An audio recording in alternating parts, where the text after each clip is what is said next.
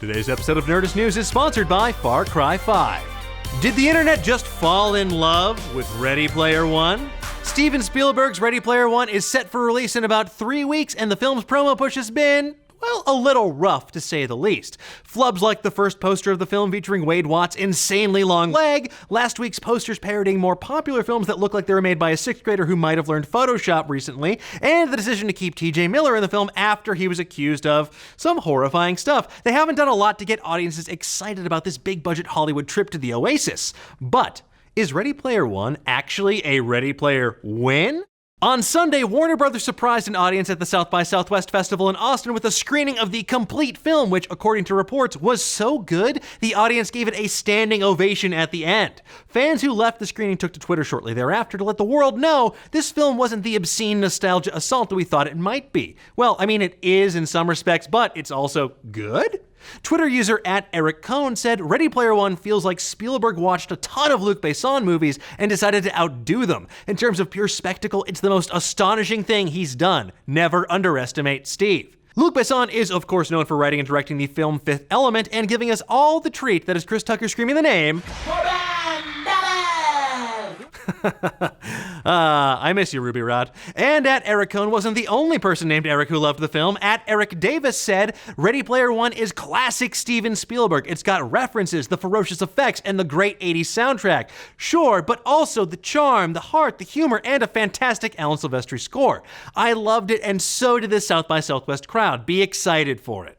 Now, the reference-fueled love train continued with @Tasha Robinson, who said, went into Ready Player One skeptical as hell, came out largely as a joyous convert. I have a handful of issues with the structure and characters, but it improves on the book in important ways. The action is riveting, and it really brought the humor.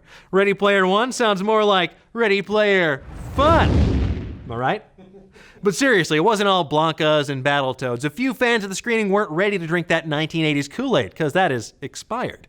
Christy Puchko called Ready Player One a cacophonous eyesore and said Ready Player One posits a corporate bigwig who exploits fan culture for profit as its villain. The irony of that is giving me a headache. This is no love letter to pop culture. It's a crass play to nostalgia. It offers nothing new or exciting. Ouch! That was the Twitter equivalent of being run over by the big 1980s monster truck sensation, Bigfoot, or the other one, Truckosaurus, or the third one, Ready Player Two. And the bad reviews didn't stop there. Anarchist Prince said, Ready Player One is basically if Cyberpunk was completely stripped of any actual social critiques. Oh my God, I'm gonna need a skin graft for that burn. That's wow. From the sounds of it, if you expected RPO to be anything more than a Hollywood blockbuster with more 80s and 90s references than Chuck E. Cheese birthday party hosted by the band Rat, then you might find Ready Player One to be a little Ready Player dumb. But if you know what you're getting yourself into, you're gonna have a good time. So there you have it. A crowd at South by Southwest saw Steven Spielberg's latest baby. Some loved it, some hated it, and everyone who saw it was kindly reminded that the Battletoads are in fact a thing.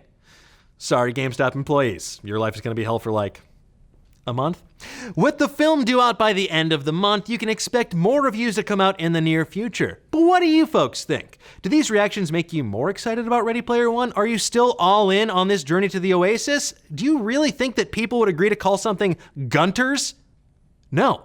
Let's discuss. Thanks to Far Cry 5 for sponsoring today's Nerdist News. Check out our Far Cry 5 video where we send Kyle Hill, Erica Ishii, and myself to get some in-real-life Far Cry 5 style training.